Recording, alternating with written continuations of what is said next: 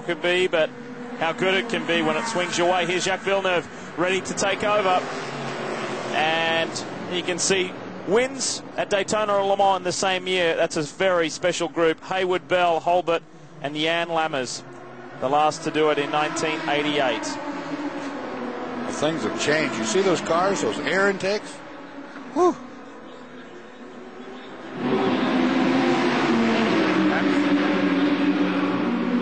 Look at the car down here.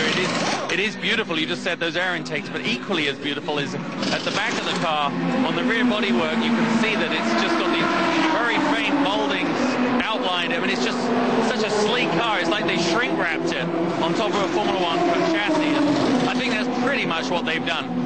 Obviously, as you say, Villeneuve's back in the car. I mean, he must be fully into the swing of this race by now. I did see him walking through the pit lane earlier with his assistant or friend or whatever, and cast that familiar silhouette as we discussed during the night.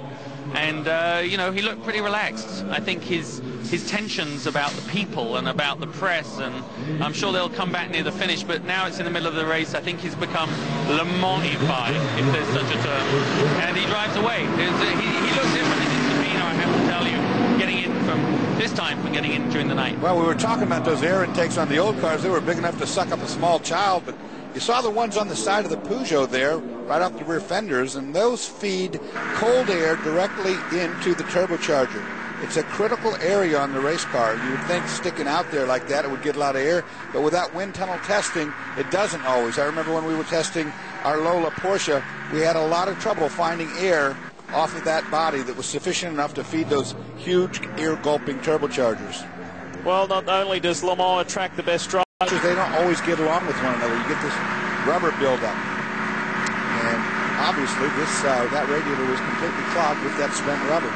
This is good stuff. Look at how relaxed and composed Villeneuve is. You see the fluid right there. He was just taking a drink for us. That was nice of him. The tube going up to his helmet. He's got a button on his steering wheel which runs a little electric pump. And when he pushes that button, he gets a little drink there. And, of course, we're not controlling this camera.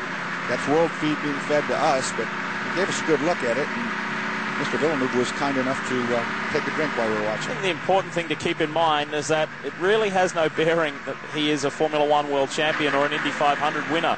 Le Mans brings its own unique set of requirements, and he discussed that with Mika Salo, who mentioned it to us earlier this weekend, that he said, well, you know, I am fully aware that I'm a rookie here. There is so much that I have to take into, whether it be the wet weather, the track, the different closing rates on the different cars from the different categories, and then driving at night time is a whole different set of requirements again. And then one other thing, he's got to share this race car. It is not his race car alone to run. He's got to share it with his counter drivers, and he's going to have to adapt somewhat to their comfort levels and their seating. Nobody fits one of these cars perfectly. No three drivers are of the exact same size, nor do they like to drive in the same position. So you have to adapt, and you have to work with your teammates. We know that many of you switch on at a variety of times, so let's just update you again, help paint the picture for you.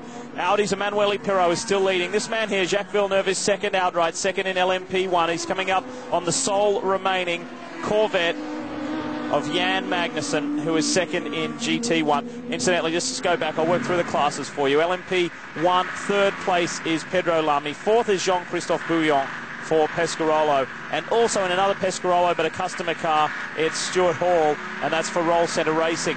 Now in P2 it is the American-Scottish campaign of Bill Binney, who has won this event before.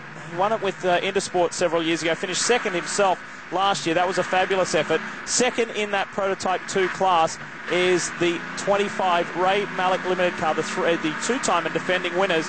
So they are still searching